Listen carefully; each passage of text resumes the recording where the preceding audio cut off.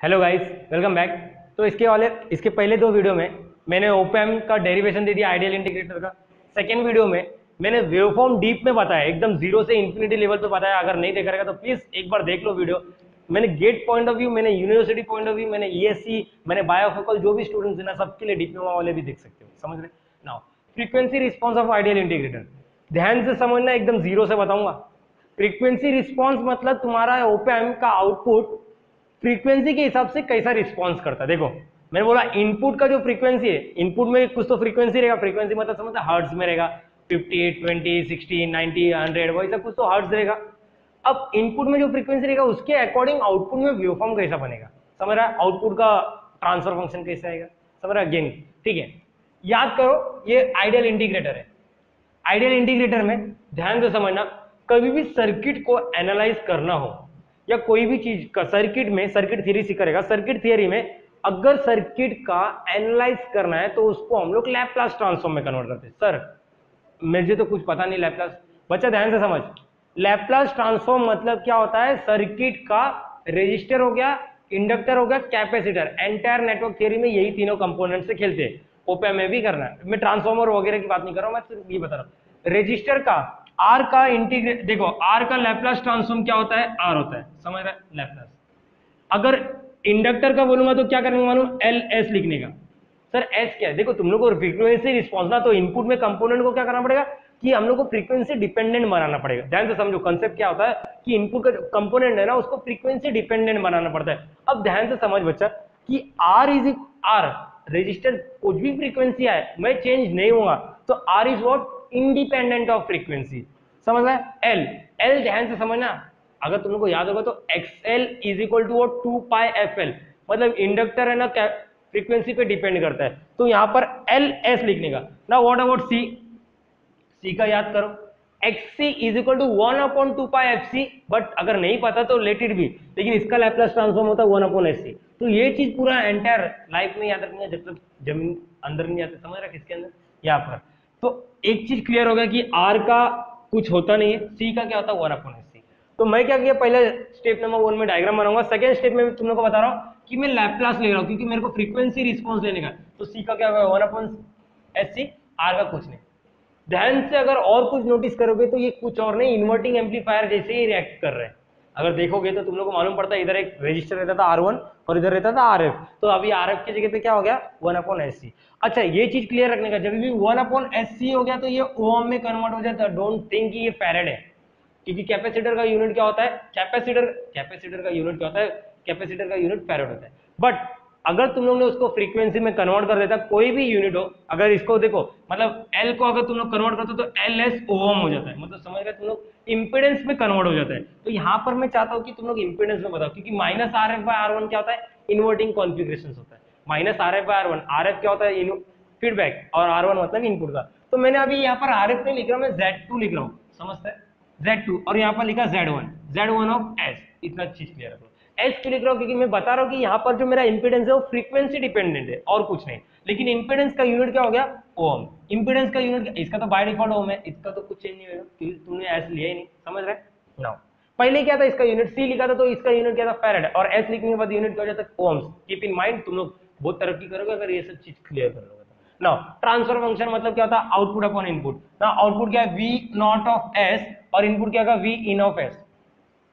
और एक चीज नोटिस करोगे, इसको अपने लैंग्वेज में क्या बोलते थे मालूम है? गेन बोलते थे। ए गेन का फॉर्मूला क्या था? इन्वर्टिंग कॉन्फ़िगरेशन में -RF/R1। तो यहां पर माइनस लिखा, RF की जगह पे क्या आएगा? RF की जगह पे Z2 ऑफ S। देख ध्यान से, मैं कुछ नहीं बोलना चाहता, तुम लोग नोटिस करो। Z2 अपॉन में R1 की जगह पे आ रहा है। इतना क्लियर होता है? मतलब यहाँ पर Z1, मतलब हम लोग लिखते हैं ना -RF/R1, तो RF की जगह पे Z2 ऑफ S आया, R1 की जगह पे अभी तक लिखा नहीं मैंने, यहाँ पर Z1 ऑफ S अभी वैल्यू पुटअप करना।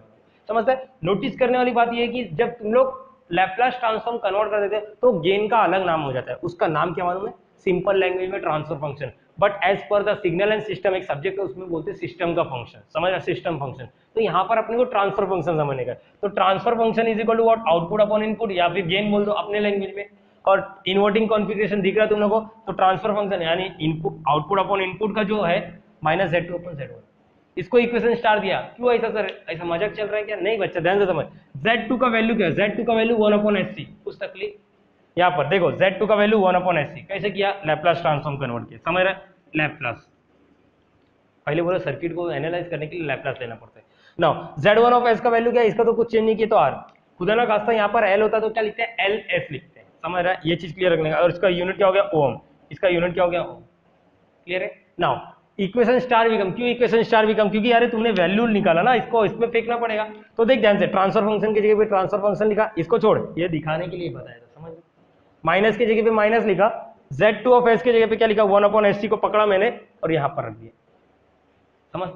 अपॉन में Z1 की जगह पे R लिखा, चाहो तो R1 लिखो, समझ रहे? C की जगह पे CF लिखो। मैंने तुम लोगों को बोला कॉम्प्लिकेटेड नोटेशन मत दो, टेंशन मत लेना। अब ध्यान से समझो, ये तुम लोगों को मैथ्स का थोड़ा पार्ट होता है। क्या होता है सर ये चीज, क्या मतलब? मेरे को डायरेक्टली देख के लग रहा है -1/RSC। बच्चा ध्यान से समझ, कुछ चीजें होता है कि मैथ्स लगता ही है, मैथ्स के बिना काम नहीं होगा। तो न्यूमरेटर एज इट इज लिखने का, मल्टीप्लाई का साइन डालने का, नीचे जो दिखता है ना R उसका उल्टा करने का। तुम लोग को R दिखता है लेकिन मेरे को R/1 दिखता है, तुम लोग को नोटिस किया? नीचे सिर्फ देखो ये बड़ा है, तुम लोग को आगे जब प्रैक्टिकल इंटीग्रेटर करके कुछ चीज सिखाऊंगा तो मालूम पड़ेगा। पहले न्यूमरेटर लिखने का, मल्टीप्लाई का साइन डालने का, नीचे जो दिखता है उसका उल्टा कर देगा। उल्टा क्या है? यहाँ पर नीचे क्या दिखता है? R/1 दिख रहा है, तो मैंने 1/R किया। तो जब तुम लोग इसको मल्टीप्लाई करेंगे तो -1/RSC, समझता है ये चीज ना? मैंने लिखा कि वो भी चीज समझने का यार तकलीफ होता है बाद में लिखने के लिए, तुम लोग टेंशन, कुछ चीज मिसिंग हो जाएगा, इसलिए ध्यान से ना। ये मिल गया। एग्जाम में, यूनिवर्सिटी में अगर frequency response of ideal integrator आया तो ये जितना दिखाना उतना लिखने का, समझता? मैडम मार्क्स देगी, हाँ के 8 में से 8 देगी अगर, और गेट ESC वाले तो कंसेप्ट पे याद रखेंगे। अभी पोल जीरो प्लॉट, कभी यहाँ पर तुम लोगों ने कंट्रोल सिस्टम सीखा है, ध्यान से समझना। कंट्रोल सिस्टम नहीं सीखा है, टेंशन मत ले। कंट्रोल सिस्टम में क्या होता है? एक प्लॉटिंग करने का, जिसको बोर्डे प्लॉट बोलते हैं, फ्यूचर में देखेंगे हम लोग। यहाँ पर मैं क्या बोलना चाहता हूँ? Pole zero. देखो यहाँ पर नोटिस करो, ऊपर वाले को क्या बोलते हैं? जब ऊपर वाले को इक्वेट करते हैं, देखो ऊपर वाले को इक्वेट करते हैं और S का वैल्यू निकालेगा तो उसको जीरोस बोलते हैं, समझता है? ऊपर वाले को जीरो बोलते हैं, नीचे वाले को क्या बोलते हैं? पोल बोलते हैं। ये चीज क्लियर रखने का, जिसको नहीं पता चलता उसको। मैंने कैसे बोला? इक्वेट टू जीरो करने का और S का वैल्यू निकालने का। वापस एक बार रिपीट कर, इक्वेट टू जीरो करने का और S का वैल्यू निकालने का। Now thing is what? Zero है ही नहीं, दिख रहा है तुम लोग को? जीरो दिखता है क्या? नहीं, ऊपर तो है नहीं, तो S को इक्वेट करके क्या घंटा मिलेगा? कुछ नहीं मिलेगा। यहाँ पर अभी नीचे का बात कर, डिनोमीटर में, डिनोमीटर की अगर मैं बात करूंगा तो डिनोमीटर में मेरे को दिखता है S है, तो इसको इक्वेट टू जीरो करना चाहता हूं मैं। इक्वेट टू जीरो करेगा तो S का वैल्यू क्या मिलेगा? RC को इधर फेंकेगा तो S is equal to zero. ये क्या मिला तेरे को? पोल मिला, समझता है? कभी भी पोल को प्लॉट करने के लिए क्रॉस दिखाते हैं, क्रॉस, समझता है? क्रॉस ऐसा। तो यहाँ पर आगे देखो, ये J ओमेगा है, ये रियल बोलते हैं। S इज इक्वल टू 1, देखो यहाँ पर S is equal to 1, S is equal to 2, S is equal to 3, यहाँ पर S इज इक्वल टू -1, ये तुम लोग को याद होना चाहिए। S इज इक्वल टू -2, ऐसा समथिंग। या फिर रियल का वैल्यू बोलना, ध्यान से, real is equal 1 2 3 -1 -2 and so on. यहाँ पर क्या आएगा? -1 दिखता J ओमेगा है ना, -1 J omega, +J omega, 2 J omega, 3 J omega and so on, समझता है? ये चीज क्लियर रखिए। या फिर 1 2 3 4 भी बोल सकते हैं। नाउ -1 -2 ऐसा सो ऑन, ये तुम लोग सीखा रहेगा किधर, तो समझो यहाँ पर। अब मेरे को बताओ plot S is equal to 0 है, S इज इक्वल टू 0 मतलब कौन सा प्लॉट आएगा? बीच में, सेंटर में। तो ये क्या बोलता है? Pole zero plot. अभी कभी किसी ने बोल दिया कि पोल जीरो प्लॉट करके दो, किसका? आइडियल इंटीग्रेटर का। तो क्या करने का? ये वाला डायग्राम बना के छोड़ने का। बट इन केस अगर तुमको फ्यूचर में भी थोड़ा एक्सपांड करने का, एनालाइज करने का डिटेल फॉर्म में, एक गेट स्टूडेंट्स क्या फॉर्म करता है वो देख लो। यहाँ पर अगर मैंने बोला कि S का वैल्यू क्या होता है? S is equal to J omega, ठीक है, ये पार्ट क्लियर होता है। अगर मैंने बोला पोल जीरो प्लॉट करो तो यहाँ तक स्किप करने का। बट अगर मैंने तुम लोग को बोला एनालाइज कर, कंप्लीट एनालाइज कर, तो यहाँ पर S के जगह पे क्या होता है? J omega. फ्यूचर में याद रखना, S मैंने तुम लोग को पहले बोला, इसको क्या करते हैं? ये फ्रीक्वेंसी डिपेंडेंट होता है, और S मतलब होता है फ्रीक्वेंसी। क्लियर कर लो, S मतलब होता है फ्रीक्वेंसी। सर कैसा? S का वैल्यू होता है J ओमेगा। एक्चुअली में रियल प्लस J ओमेगा होता है, बट यहाँ पर रियल को जीरो मान के चलते हैं हम लोग। तो यहाँ पर S is equal to J omega. Now मेरे को बताओ क्या इक्वेशन बन जाएगा? ये मत देखो, अभी हो गया। अब मेरे को S की जगह पे क्या डालना है? J omega. देखो मतलब क्या कर रहा हूँ मैं? पूरे चीजों को फ्रीक्वेंसी डिपेंडेंट बनाने का ट्राई कर रहा हूँ। मतलब S पहले से था, लेकिन S का एक्चुअल वैल्यू डाल रहा हूँ। क्या डाल रहा हूँ? J omega. ट्रांसफर फंक्शन लिखा J ओमेगा, माइनस लिखा RC, S के जगह पे क्या लिखेगा? J omega. देखो दिखता है J ओमेगा। ना मुझे सच सच बताना, तुम लोग को मैग्नीट्यूड निकालने आता? तुम लोग का 11th हो गया, तुम लोग का 12th हो गया, तुम लोग का डिग्री फर्स्ट ईयर हो गया, तुम लोग का डिप्लोमा हो गया, क्या मैग्नीट्यूड निकालने आता है? मैग्नीट्यूड निकालने आता? अगर मैग्नीट्यूड का फॉर्मूला अगर तुम लोग को बोला x प्लस जे वाई है, तो इसका मैग्नीट्यूड निकाल के दो, मतलब मैग्नीट्यूड मतलब मॉड। तो क्या करते मालूम है तुम लोग? अंडर रूट में रियल का स्क्वायर प्लस इमेजिनरी का स्क्वायर, समझता है? इसको मैग्नीट्यूड बोलते हैं। तो अगर मैंने तुम लोग को बोला कि मेरे को बता बच्चा 1 का मैग्नीट्यूड निकाल के दिखा या -1 का मैग्नीट्यूड निकाल, तो तुम लोग क्या करता मालूम है, बिना सोचे समझे तुम लोग मेरे को आंसर देखो 1। द थिंग इज व्हाट, यहाँ पर रियल है, रियल समझता है, सिर्फ रियल है, इमेजिनरी है नहीं, रियल का स्क्वायर प्लस इमेजिनरी का square that is nothing but 1 हो जाएगा और इसका आंसर 1 होता है। यही रीजन है जो तुम लोग नेगेटिव का पॉजिटिव लिखते हैं, समझता है। अगर मैंने तुम लोग को बोला यहाँ पर -3 है तो तुम लोग क्या लिखोगे, बोलो जल्दी। इमेजिनरी दिखता है, जे वाला टर्म दिखता नहीं, तो अंडर रूट में रियल क्या दिखता है, 3 का स्क्वायर प्लस इमेजिनरी का square that is nothing but under root of 3 का स्क्वायर करेगा तो 9 दैट इज नथिंग बट 3 दिखता है। समझता है ये चीज। चलो एक चीज और बताता हूँ, नहीं यहाँ पर फोकस 3j अगर मैंने बोला इसका तो under root of what, real दिखता है क्या, नहीं दिखता, रियल का स्क्वायर प्लस इमेजिनरी, इमेजिनरी मतलब j के साथ जो दिखता है 3 का स्क्वायर, तो यहाँ पर क्या बचा, यहाँ पर बचा अंडर रूट ऑफ 3 का स्क्वायर, यहाँ पर ये 9 लिखो, 9 का अंडर रूट ऑफ 3 लिखो या फिर स्क्वायर स्क्वायर कैंसिल करके 3 लिखो। तो बोलने का मतलब क्या, शॉर्टकट में बात करते हैं हम लोग, समझता है। अगर तुम लोग को कभी बोल दिया 334j का मैग्नीट्यूड क्या होता है, तो j को हटा और पॉजिटिव में वैल्यू लिख। तो अभी यहाँ पर मैंने लिखा आर सी जे ओमेगा, इसका मैग्नीट्यूड बता, तो क्या करने बोला, शॉर्टकट मार, जे को छोड़ डायरेक्टली क्या आएगा आर सी ओमेगा। -1 का मैग्नीट्यूड बता, तो यहाँ पर तुम लोग को कंसेप्ट मालूम पड़ के आगे 1 लिखने का। तो अभी बोलने का मतलब क्या, ये चीज बताया ना जो, तो यहाँ पर इसका मैग्नीट्यूड लिखा। मैग्नीट्यूड क्या होता है, -1 का तुम लोग को बता दिया 1, और ये आर सी जे ओमेगा का मैग्नीट्यूड क्या, सोचो रियल क्या है, 0 प्लस पूरे का स्क्वायर, मतलब तुम लोग को डायरेक्टली शॉर्टकट दिया, जे के साथ जो दिखता है वो लिख देने का, समझता है। तो यहाँ पर तुम लोग को ये मालूम पड़ गया। नाउ थिंग इज व्हाट, ये ट्रांसफर फंक्शन किसके ऊपर डिपेंड है, जे ओमेगा के, समझ रहे। अब मैं तुम लोग को एक प्रैक्टिकल चीज बताता हूँ, फ्रीक्वेंसी का एक्सट्रीम केसेस लेने का। अगर फ्रीक्वेंसी कोई भी चीज में क्या हो सकता है, कम से कम क्या हो सकता है, या तो जीरो समझता है, जीरो मतलब समझता है इनपुट में क्या डीसी सिग्नल आ रहा है, समझ रहा है, इनपुट में क्या आ रहा है डीसी सिग्नल, फ्रीक्वेंसी 0 मतलब डीसी सिग्नल, समझ रहा है। तो यहाँ पर अगर मैंने 0 लिया, चल कोई भी सिग्नल हो, अगर वो सिग्नल का फ्रीक्वेंसी 0 मतलब ओमेगा इज इक्वल टू 0, ज्यादा से ज्यादा क्या हो सकता है इन्फिनिटी, और कुछ है क्या चांसेस बीच में, क्या 1 2 3 4 नहीं, मैंने बोला एक्सट्रीम केसेस लेने का। Omega is equal to 0, omega is equal to infinity, चल मैं देखता हूँ ओमेगा इज इक्वल टू 0 डालूंगा तो क्या हो जाएगा, यहाँ पर समझना चाहिए जे ओमेगा क्या, ओमेगा इज इक्वल टू 0 डालूंगा तो क्या हो जाएगा 0, 1/0 that is nothing but infinity, मतलब ट्रांसफर फंक्शन का वैल्यू क्या है इन्फिनिटी, कब, जब 0 फ्रीक्वेंसी रहेगा। तो सेकंड वाला केस क्या बोल रहा है, ध्यान से नोटिस करने का, मैंने बोला omega is equal to infinity, तो 1/RC इन्फिनिटी, ये पूरा का पूरा इन्फिनिटी हो जाएगा, 1/इन्फिनिटी is ought 0, anything upon infinity is ought 0, anything मतलब इन्फिनिटी मत पुट अप करो, इंडिटरमिनेट फॉर्म होता है, 1/इन्फिनिटी इज ऑट 0। तो यहाँ पर कंट्रोल सिस्टम वाले को ये मालूम होता रहेगा, ये बोर्डे प्लॉट होता है, समझ रहे हैं, यहाँ पर बोर्डे प्लॉट, अच्छा ठीक है बोर्डे प्लॉट छोड़ दो, तेल लगाने के बाद में फ्यूचर में देखेंगे। यहाँ पर ट्रांसफर फंक्शन है, मैं बोल रहा हूँ ट्रांसफर फंक्शन का बताओ, ट्रांसफर फंक्शन का मैग्नीट्यूड बताने का, ये पोल 0 प्लॉट है।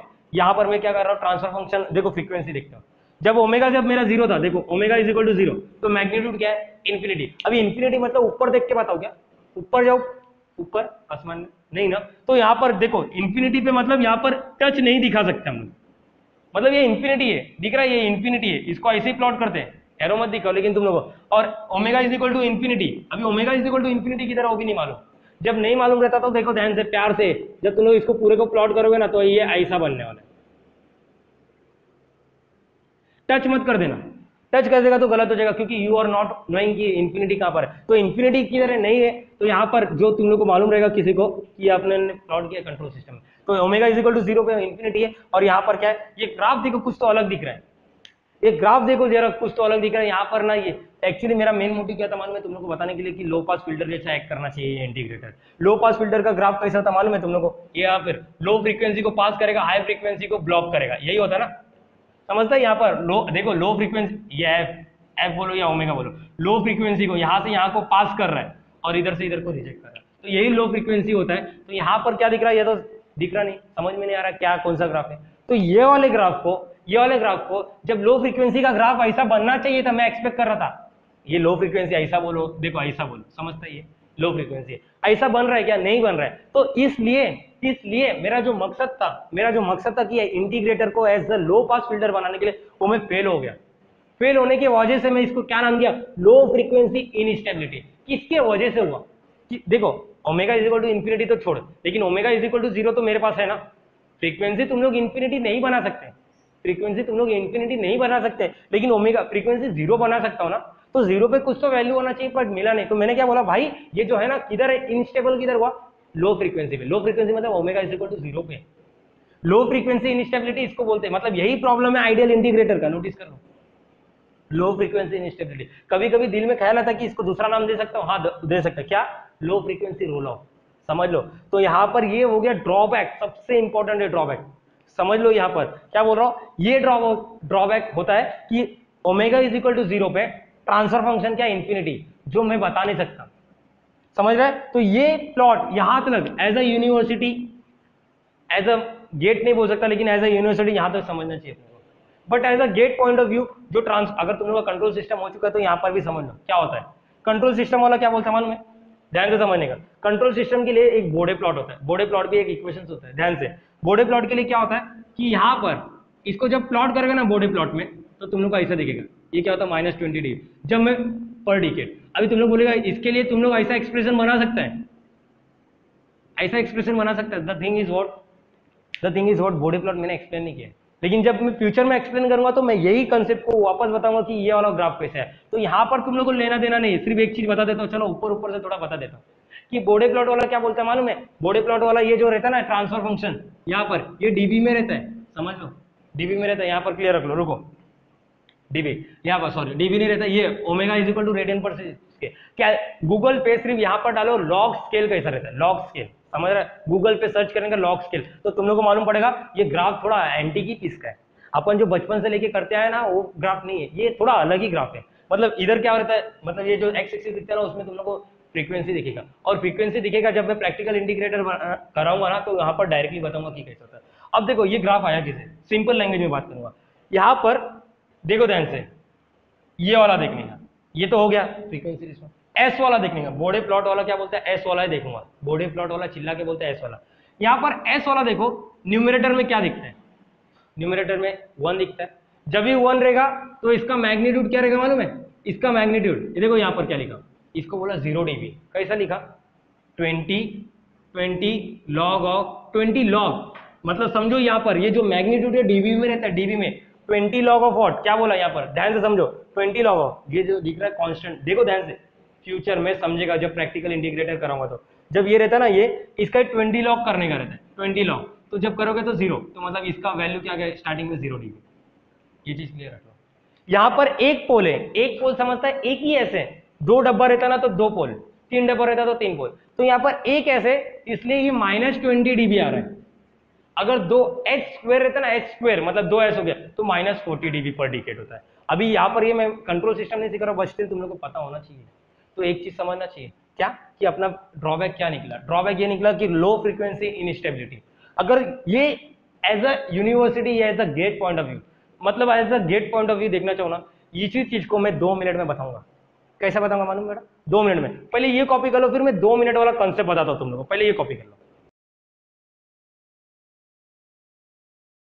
सो गाइस अभी यही चीज जो मैंने एक लेंदी मेथड में बताया ना, एक यहाँ पर क्या बताना चाहता हूँ, एक शॉर्टकट मेथड देना चाहता हूँ।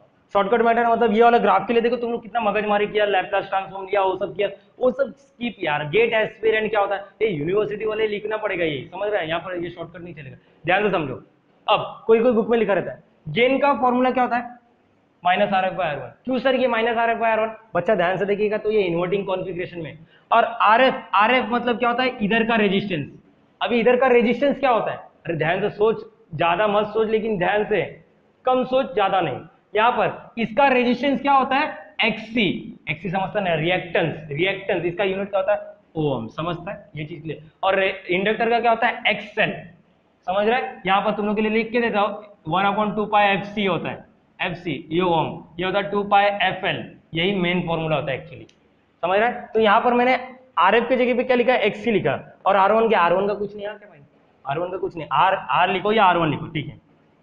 यहाँ पर तो XC का फॉर्मूला क्या, -1, XC का फॉर्मूला इज 1/2πfc, लेकिन आगे क्या लिखा, माइनस, समझता है। तो ये और ये माइनस क्या शिफ्ट करता है, या तो स्लोप इंडिकेट करेगा, या तो फिर क्या करेगा तुम लोग को मालूम पड़ना चाहिए, या तो फिर 180 डिग्री पे शिफ्ट। अभी दो चीज आ गया, ये 2πfc देखो, वापस न्यूमरेटर लिखने का, मल्टीप्लाई का साइन डालने का, 1/r करेगा तो ये मिलेगा, समझता है। तो यहाँ पर ये गेन का फॉर्मूला हो गया, गेन का फॉर्मूला हो गया। Same case at f is equal to 0 या ओमेगा इज इक्वल टू 0, तुम लोग के ऊपर है, कुछ भी ले सकते हो। ओमेगा का वैल्यू क्या होता है, 2πf, समझता है, 2πf, इसके जगह पे ओमेगा लिख सकते हो डायरेक्टली, देखो। या फिर देखो जिसको नहीं समझता 1/, ये RC लिखा, 2πf के जगह पे ओमेगा लिख सकता हूँ। या तो f इज इक्वल टू 0 लिखो या तो ओमेगा इज इक्वल टू 0 लिखो। मैं ये वाला कंसेप्ट लेता हूँ, इट्स ऑन मी यार, I am a teacher and you are a student, if you are a teacher तो तुम लोग लिखो, लेकिन मैं बोल रहा हूँ कि दोनों में से कुछ भी करो, समझ रहा है? अरे कंसेप्ट इंपॉर्टेंट होता है। चलो f इज इक्वल टू 0, अगर मैंने फ्रीक्वेंसी का वैल्यू 0 डाला, सोच मत ज्यादा, यहाँ पर f इज इक्वल टू 0 डालेगा तो 1/0 इज व्हाट, इन्फिनिटी, तो यहाँ पर आ गया इन्फिनिटी वापस, और f के जगह पे इन्फिनिटी डाला, f is equal to infinity, समझता ना, अगर 1/infinity इज व्हाट 0, तो ये चीज क्लियर होना चाहिए। और ग्राफ नहीं ट्विस्ट करेगा तो यही बनता है, देखो f is equal to 0, f मतलब ओमेगा इज इक्वल टू 0 डालो, चले ओमेगा इज इक्वल टू 0 पे गेन क्या है, infinity, omega is equal to infinity पे क्या है, 0 बनेगा, लेकिन omega is equal to infinity नहीं मालूम, तो प्लॉट टच नहीं हो सकता। तो यही चीज हो गया, जो इतना 20 मिनट से बताया तुम लोग को, वो 2 मिनट में भी बता सकता था। अदर्स वीडियोस देख लेने का तो तुम लोग को मालूम पड़ेगा कि यही चीज बताते हैं। लेकिन मैं क्या बोलना चाहता हूँ, सब कुछ पता होना चाहिए, एकदम कुछ भी पूछो, फ्रीक्वेंसी रिस्पॉन्स का कुछ भी पूछो तो तुम लोग को आना चाहिए। तो एक चीज समझना चाहिए, आइडियल इंटीग्रेटर का सबसे मेन ड्रॉबैक क्या है, लो फ्रीक्वेंसी इंस्टेबिलिटी। इसको हटाने के लिए हम लोग क्या करेंगे मालूम, एक पिक्चर में नया मसाला डालेंगे। क्या मसाले का नाम क्या मालूम, प्रैक्टिकल इंटीग्रेटर, जो नेक्स्ट वीडियो में देखने वाला तुम लोग को मालूम पड़ेगा।